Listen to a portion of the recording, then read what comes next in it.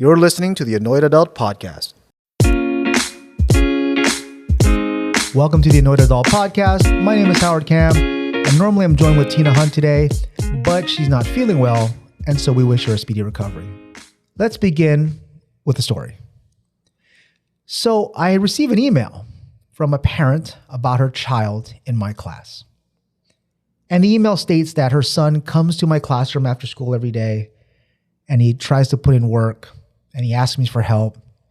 And the parent says that I'm not providing enough help for this kid. And I read this email and I look at the child's name and I say, that's very interesting. So I email the parent back and I say, your son has never been to my class after school.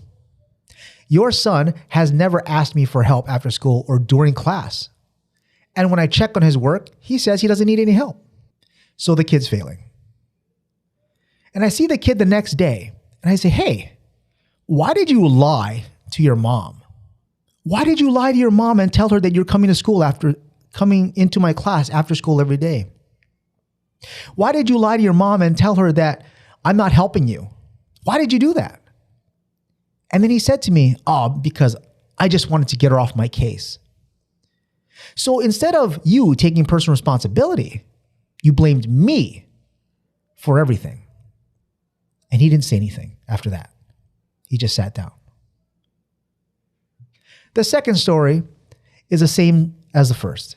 I get an email from a parent who says, my son's failing. What can you do?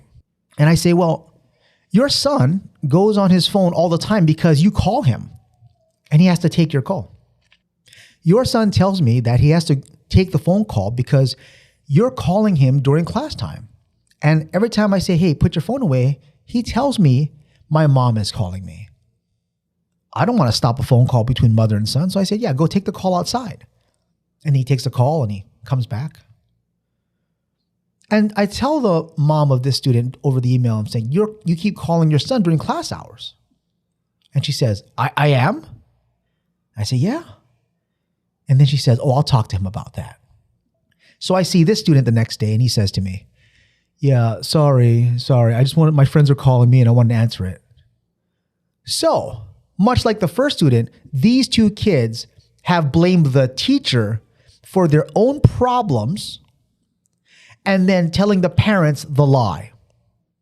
So now it makes me look bad because the kid lied to their parents. Do you see the problem with that? You should. So over the radio, I get called down to another classroom because one of my colleagues is having an issue with some kid holding the door closed while the teacher's outside. And so I go down there and I open the door forcefully and I look at this kid. I know this kid. I've seen this kid.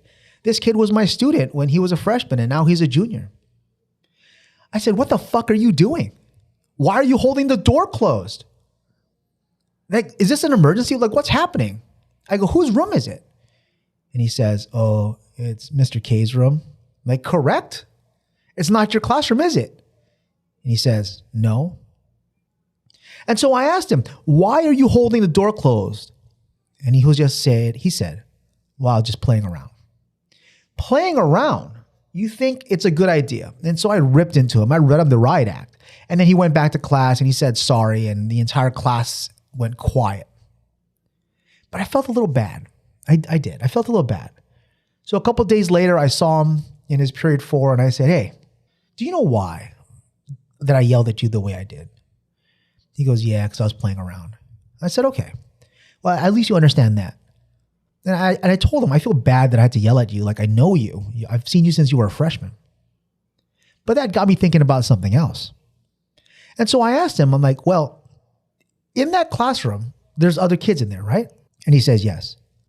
I say, what grade are the freshmen? And he says, well, they're 9th graders. And I said, no, they're not.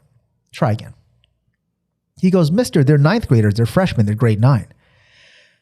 I said, no, they're not. And here's why. Because for 2 years, we had COVID lockdowns here in the state of Hawaii. And so for 2 years, these kids were not in the classroom. So at best, the freshmen this year are 6th grade mentally. At worst, they're grade 5. And he looks at me, the student looks at me and goes, I don't understand.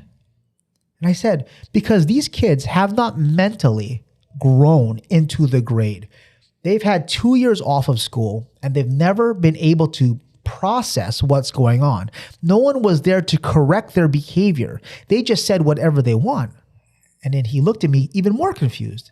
Do you really think that kids can self-monitor and self-correct their own behavior at that young age? And he said, kind of. And yeah, kind of, but not really.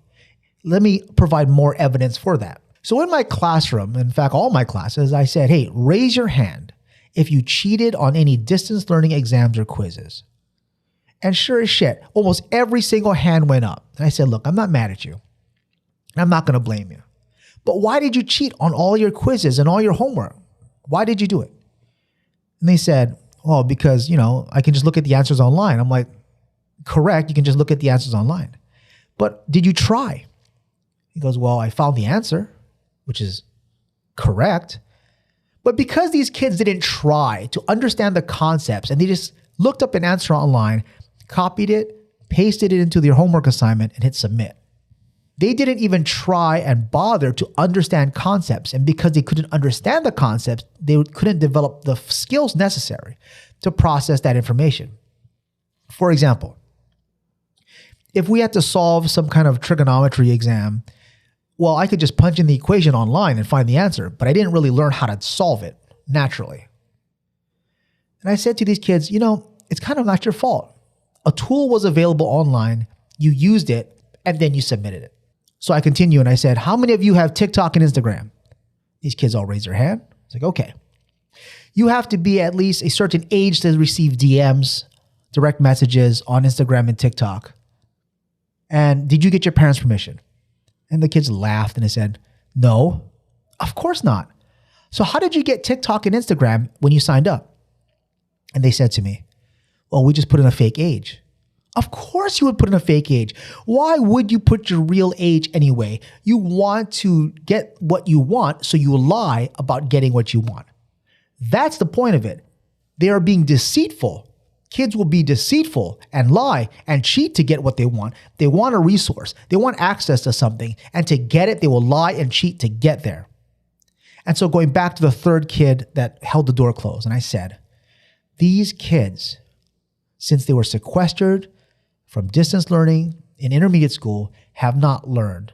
No one was there to check them. No one was there to make sure that they were doing the right thing.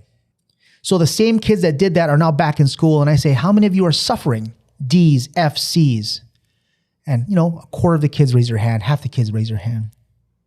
And I say, do you know why you're getting C's, D's, and F's? Isn't it weird that you got straight A's over distance learning, but all of a sudden you're back in school and now you're getting C's, D's, and F's? Do you know why that is?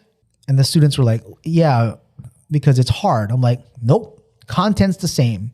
But because you cheated, now you're being challenged on it. And because you're being challenged, you can't solve it because you don't understand context. Which leads to the point, this grit, this drive, this desire to do better. And we have our students try to have this desire to do better every single time because the kids do not take responsibility for their own shortcomings and their misbehaviors. They can't accept that it's their fault because they think that things will be solved for them and there'll be spoon-fed answers. They were spoon-fed answers over distance learning. But let's flip the script a little bit. So I ask my students who are suffering and I say, hey, look, you play video games? And they're like, yeah, I play video games. You play multiplayer games? And they said, yeah, I play multiplayer games. I go, some of you look exhausted. Some of you look like you're going to pass out. How late did you stay up playing video games? And some of these kids said, oh, stayed up to midnight, 1 o'clock, 2 o'clock in the morning, some 3 in the morning. And I said, how come you didn't quit? Why didn't you quit after midnight? Why didn't you quit after 11? Why didn't you quit after 10 p.m.? Why didn't you quit after 9 p.m.? And they said, because I wanted to win.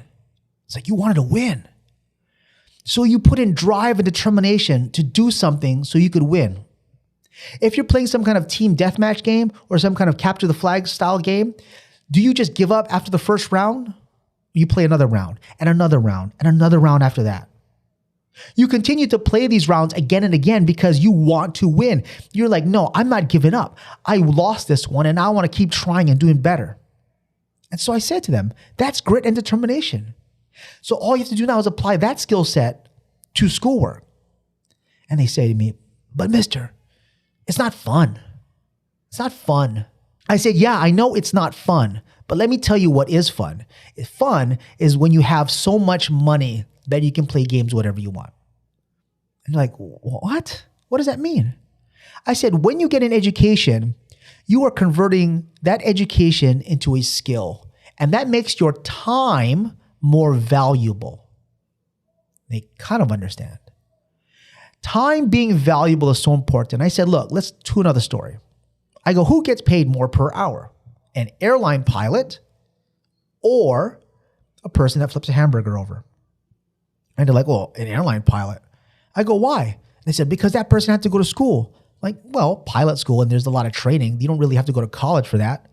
But those kids understand now, look, you have to develop a skill and a lot of practice. It takes hundreds and hundreds, if not thousands and thousands of hours just to fly the most basic cargo plane. And then after that, you have to get certified and more skill and more skill and more skill until you can start ferrying passengers. A person that flips a burger can only level up so high, but they're still going to get paid the same. So the pilot is going to get paid more. I go, what about carpenters, electricians, plumbers, heart surgeons, all those people? Why are they making more money? And they said, oh, well, it's a trade job. I'm like, a trade job is skill. You have to develop these skills, and the more skill you have, it makes your time more valuable. And if your time is more valuable, you make more money per hour. And if you can make more money per hour, that means you have more money to do whatever you want. You can spend less time working because you're going to make money and more time playing. And that's what it's all about. Or you could flip that burger for 40 hours a week and make the same amount of money for the next 12 to 15 years. Is that job hard, flipping burgers? I guess it's hot and it's greasy, but all jobs are hard. And if all jobs are hard, then how much are you worth? And so the kids think about it.